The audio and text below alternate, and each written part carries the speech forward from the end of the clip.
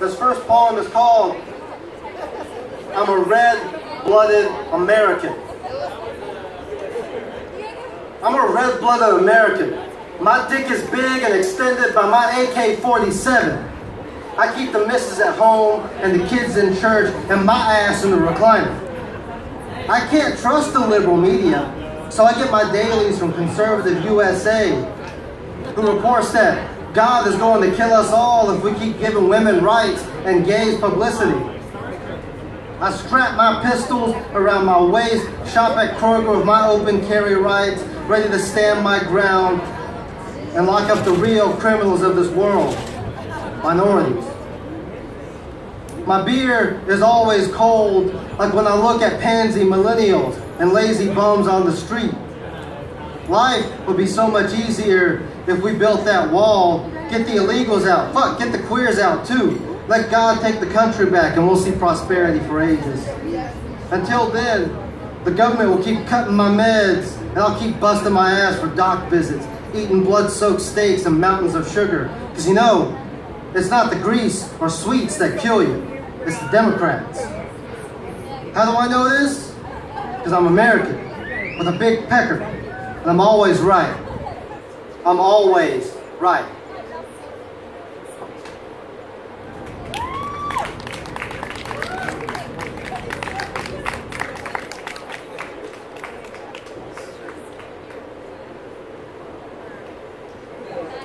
All right.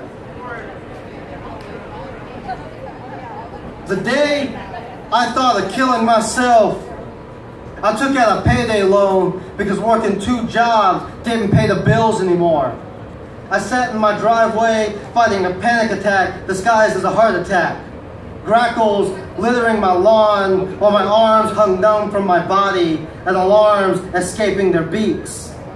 I could feel the icy barrel when I closed my eyes. I could feel it sit with love against my temple, caressing the skin as it pressed firmly, itching to shoot the bullet through. I wanted to see what brain matter looked like against cracked glass and felt car seats. I wanted to see the pattern it would create when it splattered all over the car. At the moment I imagined my finger pulling the trigger, my heart stopped. My breath paused. Everything was still. There is an art in staying calm in chaos and acting like the world is full of water when everything is aflame. The birds took off when I opened my eyes, leaving an omen I didn't understand. I went to sleep that night shaking from the emptiness of my body, the emptiness of the bullet.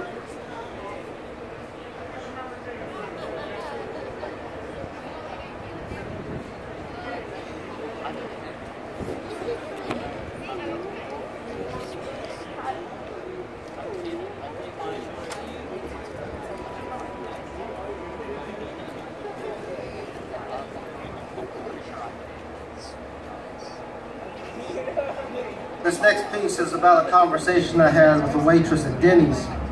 It's called Existential Crisis at Denny's. The waitress tells me she used to own a cow. Called it Freezer because that's where it went when it died. When she says it was the meanest animal she owned, I tell her over cold eggs and soggy toast that the art of dying is like growing a backbone. It's not how you die that makes the foundation. It's knowing that the other side is 2 feet away and that you'll have to travel light when you cross.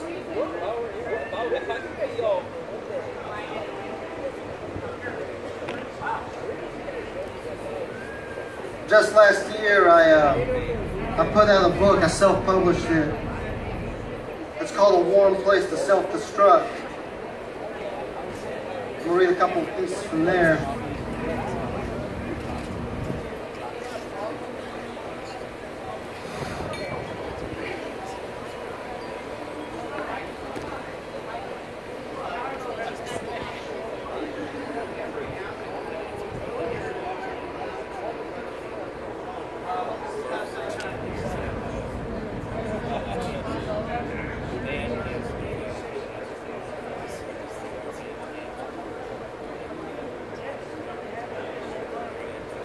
This is called the Church of Fast Food.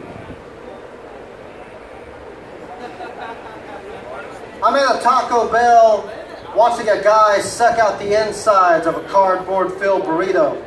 Sour cream sticks to his lips, cheese drips to barely clean tabletops.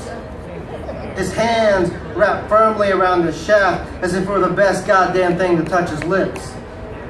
His teeth gnaws processed tortillas and squirts of beef and beans like he was eating out God's asshole.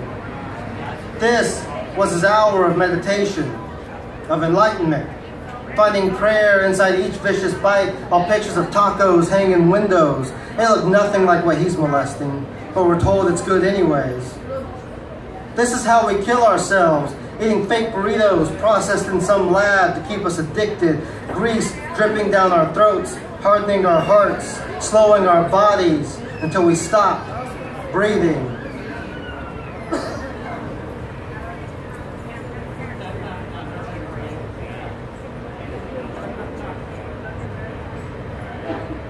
This is called the first breath you take after giving up.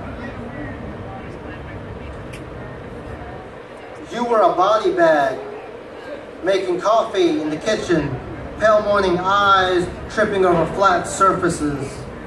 You had forgotten to unzip yourself, to let go of the hymnals building up inside. Your hands looked as if you lost a fist fight with fine china, blood dancing over striped tile. Sometimes we forget we're easily broken. The first breath you take after giving up is like falling asleep while the fires are still going. You never asked if the flames would die. You only mentioned how beautiful they look when you closed your eyes.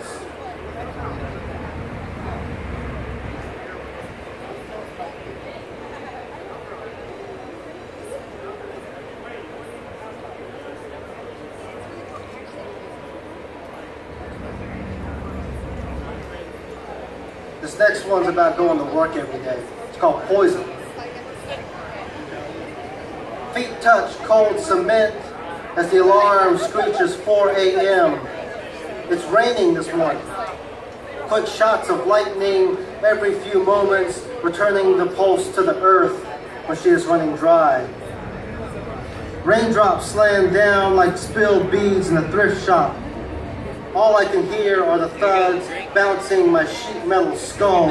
Fingers fumble with aspirin, slamming 3 pills down. I wonder, am I poisoning myself? Some nights my head rumbles while I dream, yet dreams are only temporary Novocaine. Even a natural drug like sleep can't last forever. 5 a.m., shower, pop meds for blood pressure, take a long drag of nicotine before downing 260 milligrams of caffeine. It keeps me calm, but alert enough to push through another 9-hour day. Starve until lunch, then eat processed garbage. Eventually, this will kill me, and I can't be bothered with death. Father Court needs his folks to man his computers for piss poor wages. And don't dare get sick, y'all. HR can't handle the paperwork. End of the day, sit in traffic, take another cig, and think about a beer when I get home. It'll help sleep off the caffeine intake before repeating the process all over again. To keep the lights on, to be distracted by cable news reporting fluff pieces and political opinions I'll never find interesting. Before I sleep, I imagine what it would be like to just drive off, to be nameless and on the road, with all roads cracked as you wait.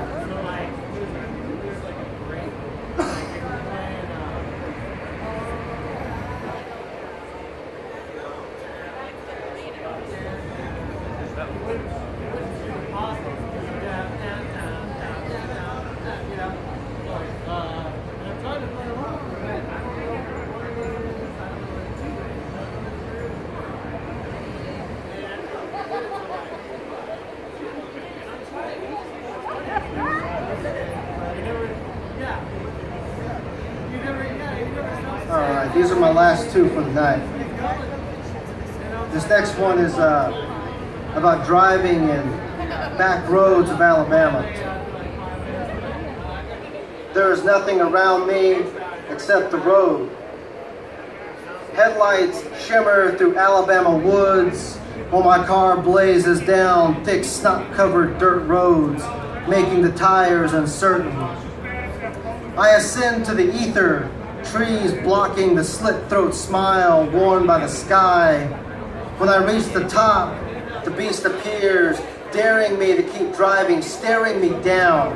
My feet stomp the brakes, car skids to the wrong side, the ground screams while glass collapses from mangling flesh and aluminum. I shake for a cigarette. The deer's weighty breath passes quietly, leaving only the calm of the forest.